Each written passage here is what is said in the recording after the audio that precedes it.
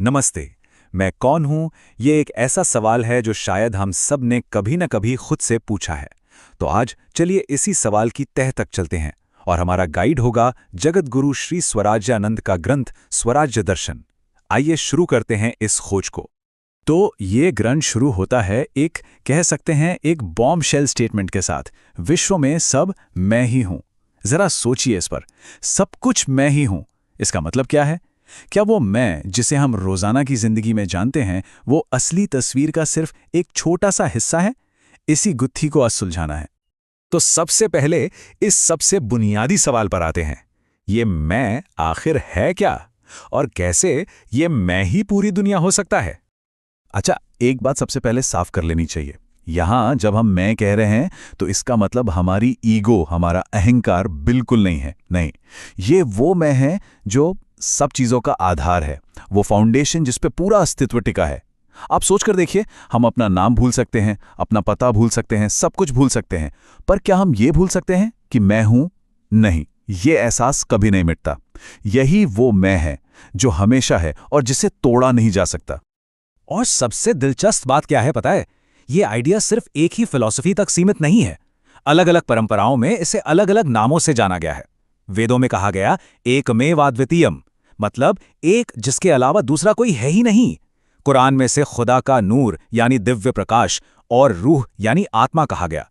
और देखिए, बाइबल में जीओडी की व्याख्या भी जनरेशन, ऑब्जर्वेशन और डिस्ट्रक्शन के तौर पर की गई है। तो नाम भले ही अलग हों, पर इशारा उसी एक सार्वभौमिक मैं की तरफ है। ठीक है, तो सवाल ये उठता है कि अगर ये इतनी बड़ी, इतनी बुनियादी सच्चाई है तो फिर हम इसे भूल कैसे जाते हैं? कहाँ गड़बड़ होती है और इस भूल का अंजाम क्या होता है? चलिए अब इस पर बात करते हैं। देखिए, ग्रंथ ये कहता है कि वो जो विशाल अनंत मैं है वो अपनी असली पहचान को भूल जाता है। वो खुद को एक छोटे से सीमित शरीर में कैद समझने लगता है। बिल्कुल वैसे ही जैसे समंदर में उठने वाली एक लहर एक पल के लिए ये भूल जाए कि वो समंदर का ही हिस्सा है और खुद को एक अलग अकेली लहर मान ले। इसी भूल को, इसी सीमित हो जाने के एहसास को जीव भाव कहा गया है। और बस यहीं से सारी कहानी बिगड़ जाती है। जैसे ही ये भूल होती है, दुनिया का सबसे पुराना झगड़ा शुरू हो जाता है, मैं और तू का झगड़ा।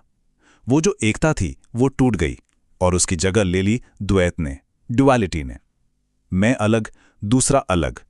और यही जो अलगाव की फीलिंग है ना, यही दुनिया के हर दुख, हर झगड़े की असली जड़ है। अब ये जो भ्रम है ये बनता कैसे है? इसके मैकेनिज्म को त्रिपुटी कहा गया है, मतलब तीन चीजों का एक सेट। जरा समझिए, एक है देखने वाला यानी दृष्टा, दूसरा है देखने की प्रोसेस यानी दर्शन, और तीसरा है वो चीज जिसे देखा जा रहा है यानी दृश्य। जैसे ही हमारा अनुभव इन तीन हिस्सों में बंट जाता है, एकता खत्म हो जाती है। वो असली मैं तो इन तीनों के भी परे है, लेकिन हम इन्हीं तीन टुकड़ों के जाल में फंस जाते हैं और इसी फंसने का नाम है अज्ञान या अविद्या। और इसी अज्ञान से, इसी त्रिपुटी से पैदा होते हैं तीन तरह के दुख। इन्हें त्रिताप कहा गया है। ग्रंथ में इसके एक बहुत पावरफुल इमेज दी गई है। ये शिव के त्रिशूल की तरह हैं जो हर जीव के पीछे पड़े हैं। पहला दुख है आध्यात्मिक, मतलब इस शरीर से खुद को जोड़ लेना और फिर इसकी मौत से डरना। दूसरा है आदिदैविक, ये भूल जाना कि हमारी असली नेचर तो दिव्य है, सर्वशक्तिशाली है। और तीसरा है आदि भौतिक, अपने पूरे यूनिवर्सल रूप को भूलकर हमेशा एक कमी, एक अभाव में जीना, हमेशा ये महसूस करना कि कुछ तो मिसिंग है। तो अब जब ये तीन तरफा दुख घेर लेता है तो इंसान क्या करता है? जाहिर है वो इससे निकलने की कोशिश करता है और आम तौर पर दो ही रास्ते अपनाए जाते हैं। लेकिन दिक्कत यह है कि दोनों ही रास्ते गलत हैं। एक तरफ है सकार जड़वाद यानी मटेरियलिज्म। इसका सीधा सा मतलब है दुनिया की चीजों में, इस फिजिकल वर्ल्ड में परमानेंट खुशी ढूंढना। पर सवाल यह है, जो चीज खुद टेम्पररी है वो परमानेंट सुख कैसे दे सकती है? तो इसका एंड रिजल्ट हमेशा निराशा ही होता है। अब दूसरा रास्ता इसके एकदम ऑपोजिट है, निराकारवाद यानी रिनाउंसिएशन। सबको छोड़ दो, सारे काम छोड़ दो और शांति मिल जाएगी। सुनने में अच्छा लगता है, पर यह रास्ता भी प्रैक्टिकल नहीं है। क्यों? क्योंकि जैसा कि ग्रंथ में गीता का रेफरेंस देते हुए बताया गया है, न ही कश्चित क्षणमपि जातु तिष्ठत्य कर्मकृत। इसका मतलब बहुत सीधा है, कोई भी एक पल के लिए भी बिना काम किए रह ही नहीं सकता। हमारी प्रकृति ही ऐसी है कि वो हमें काम करने पर मजबूर करती है, तो पूरी तरह से कर्म का त्याग करना तो पॉसिबल ही नहीं है। और ऐसा करने की कोशिश समाज को सिर्फ कमजोर बनाती है और कुछ नहीं। तो अब एक तरफ पाने की कोशिश फेल हो गई, दूसरी तरफ छोड़ने की कोशिश भी फेल हो गई। जब इंसान के बनाए सारे रास्ते बंद हो जाते हैं, जब दुख अपनी चरम सीमा पर पहुंच जाता है, तब क्या होता है? तब एक उम्मीद की किरण दिखाई देती है। तो सवाल यही है, जब हमारे अपने बनाए हुए आर्टिफिशियल एफर्ट्स जब सारे फेल हो जाते हैं, तब आखिर होता क्या है? तब ग्रंथ के अनुसार आगमन होता है एक अवतार का। और यहां एक बात को समझना बहुत जरूरी है। अवतार का मतलब कोई राजा, कोई पॉलिटिकल रूलर नहीं है, बिल्कुल नहीं। अवतार एक शिक्षक है, एक गाइड, जो उस भूली बिसरी सच्चाई को, उस एकता के ज्ञान को दोबारा स्थापित करने आता है।